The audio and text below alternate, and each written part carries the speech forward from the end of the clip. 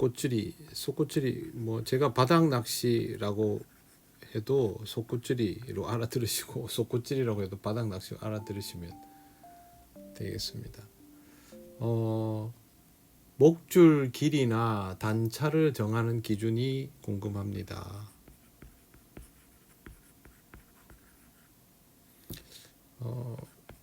기본적으로 보통 우리가 이제 이렇게 배웠죠. 3m 수심에서 30에 36 이렇게 배웠죠. 다 그죠? 저도 이렇게 배웠고 그렇게 해서 3m가 넘어가면 최초에 제가 배운 건 그래요. 40에 47 5m는 50에 58 이렇게 배웠어요. 근데 이런 것들은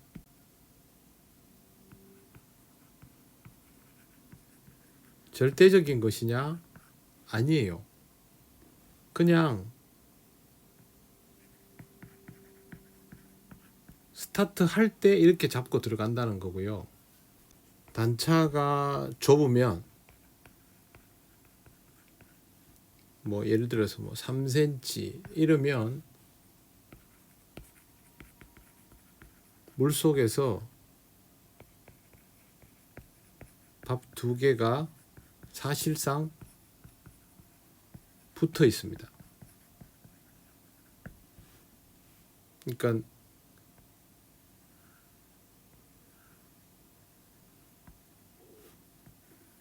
요렇게 돼야 되거든요.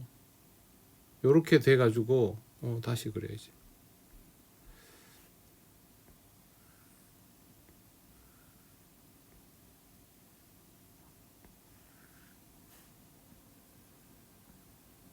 약간 이런 느낌이어야 돼요. 그래야 이제 되돌림이 일어나면서 얘가 풀려서 이 자리를 가고 얘가 이 자리로 들어오고 그런 형태가 되는데 3cm가 되면 이렇게 있죠. 우리가 하는 낚시는 우리는 반드시 두 바늘로 하잖아요. 두 바늘로 하는 이유는 한 바늘보다 장점을 가지고 있기 때문이에요. 한 바늘이 가지고 있는 장점은 입질이 나오면 군더더기 없이 깔끔하다인데 그 외에는 장점이 없어요. 왜 그러냐 하면 두 바늘은 집어제를 사용할 수 있고 밥의 양도 더 많이 들어가요. 크게 넣으면 되지. 그게 아니고 컨트롤 할 수 있도록 적당히 해서도 더 유리하게 동일 조건에서 항상 더 유리하게 들어가고 또 하나는 동조를 시켜서 먹이기 때문에 확실하다는 거죠. 윗바늘로 유도해서 아랫바늘로 먹이는 구조로 돼 있죠. 근데 이 한바늘 낚시는 집어에서도 밀리고 집어에서 밀리면 다 밀리는 거죠. 입질은 뭐 하나밖에 없으니까 깔끔하겠죠. 그러나 만약에 옆에서 두 바늘로 구사를 제대로 하는 사람이 있고 먹이 습성이 있다면 절대 못 이기죠. 궁금하면 옆에 동일한 실력이 진짜 비슷한데 그분이 낚시를 엉터리를 하면 몰라도 제대로 한다 그러면 그분이 하는 낚시 두 바늘 하고 같은 떡밥으로 한 바늘로 구사해 보세요. 먹이 활동을 지나치게 꺼릴 정도가 아니면 못 이깁니다. 그렇기 때문에 두 바늘로 하는 게 좋은데 두 바늘로 하려면 최소한의 단차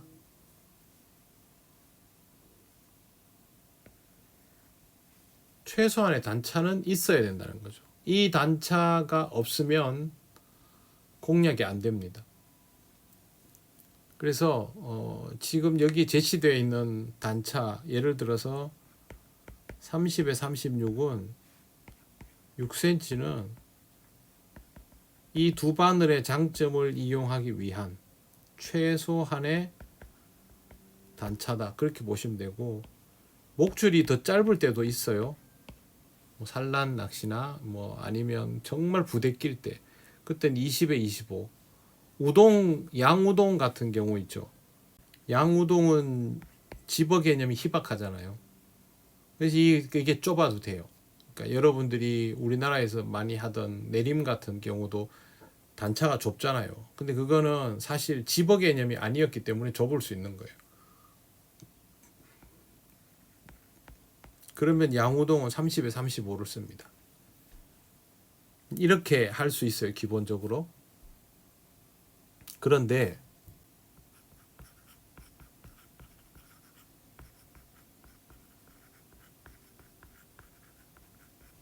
수심이 깊어지면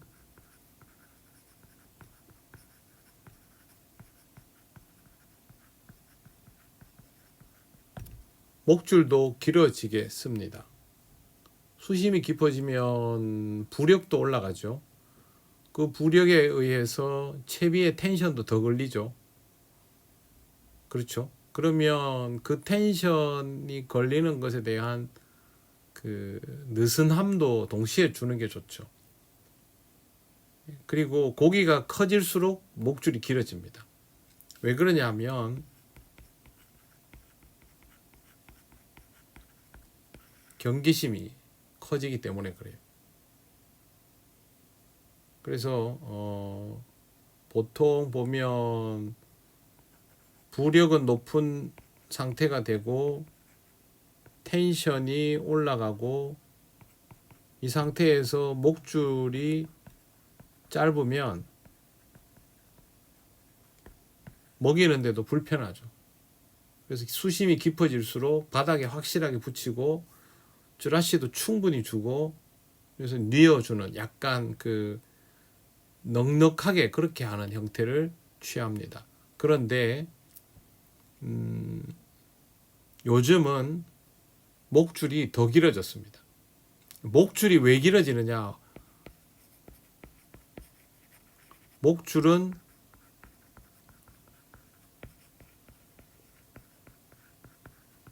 점점 길어지는 중입니다. 옛날보다.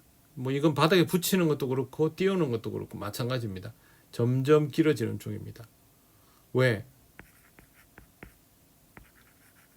안 먹으니까. 안 잡히니까.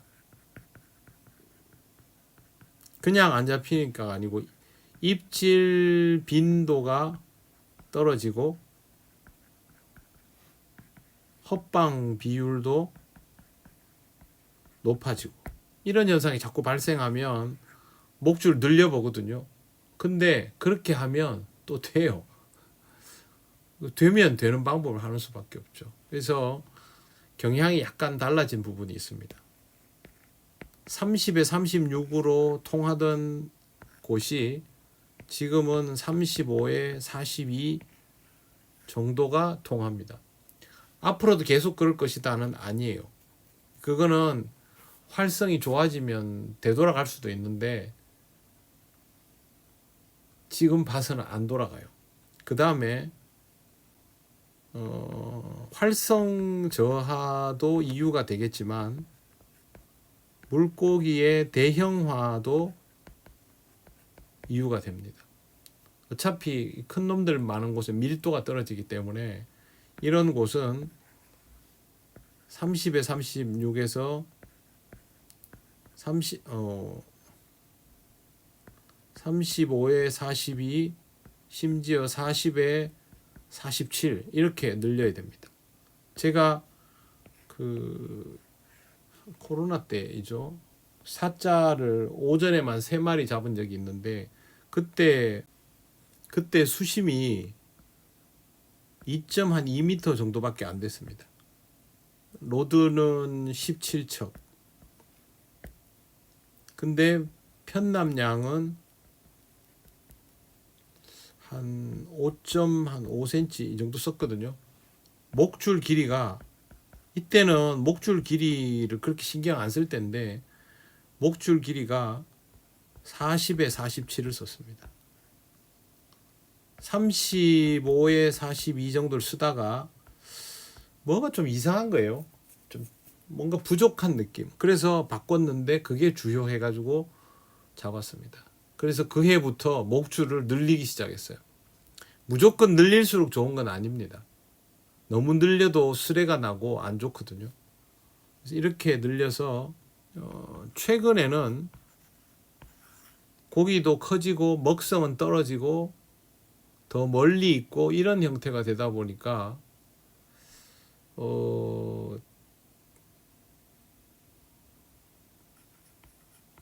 요즘은 기본적으로 예년보다 목줄 길이가 5에서 10cm 정도 늘어나 있는 상태입니다. 이거는 어쩔 수 없이 그러니까 고기에게 맞춰주다 보니까 그렇게 된 거고요.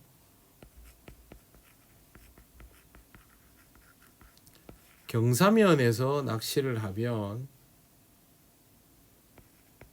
단차가 넓어집니다. 왜 넓어지냐 하면 이런 식으로 채비가 들어가기 때문에 이 단차가 6cm, 뭐 7cm 이러면 이게 좁아집니다. 각도가. 그래서 경사면에서는 10cm에서 15cm까지 씁니다. 그러면 이게 경사에 따라 다르지만 이렇게 해야 평평할 때와 같은 그 거리를 확보할 수 있는 거예요. 그래서 경사가 조금 있다, 비탈진 곳에 낚시한다 그러면 40에 47, 40에 48 안 하고 40에 50, 50에 60 그렇게 합니다. 노지는 특히 그렇게 하고 관리터는 그런 경사면이 별로 없죠. 대신에 먹이로부터 거리를 둔다. 이때는 풀림을 적게도 가보지만 단차를 플러스 1cm를 더 하기도 합니다. 그래서 40에 47인데 40에 48 이런 식으로 30에 36인데 30에 37 이런 식으로 늘려봅니다. 요게 맞을 때도 있거든요. 즈라시를 더 주기는 애매하고 그런데 아랫목줄은 조금 더 뉘으면 좋겠고 그럴 때도 아랫목줄 단차를 1에서 3cm까지 늘려보기도 합니다. 근데 알고 보면 거기가 그 바닥이 패여 가지고 뭐 나도 모르는 사이에 경사면이 돼 있거나 그런 경우들도 있죠. 그래서 목줄 길이는 절대값은 아닙니다. 필요할 때 이렇게 조정할 수 있는데 조정에는 나름대로의 기준이 있다는 것. 그걸 염두에 두시면 훨씬 쉽습니다. 목줄 길이는 이 정도입니다. 예를 제시하면 이렇습니다. 제가 평소에 하는 환경을 한번 예를 들어 볼게요. 수심 3m, 낚싯대는 17척 이렇게 구사를 한다. 그러면 일반적인 상황에서 요즘 같으면 목줄 길이를 40에 47을 씁니다. 활성이 떨어진다. 45에 53 이렇게 들어갑니다. 그 다음에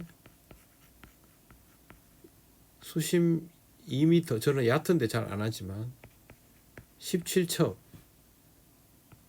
그러면 목줄 길이